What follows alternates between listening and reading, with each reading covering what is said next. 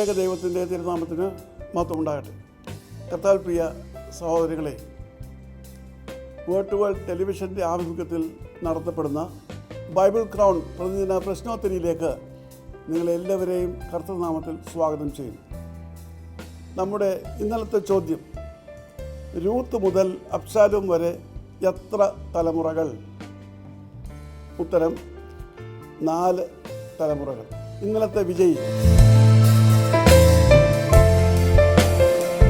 ഇന്നത്തെ ചോദ്യം, പഴയ നിയമത്തിൽ എത്യോപ്യ ഏത് പേരിലാണ് അറിയപ്പെട്ടിരുന്നത്?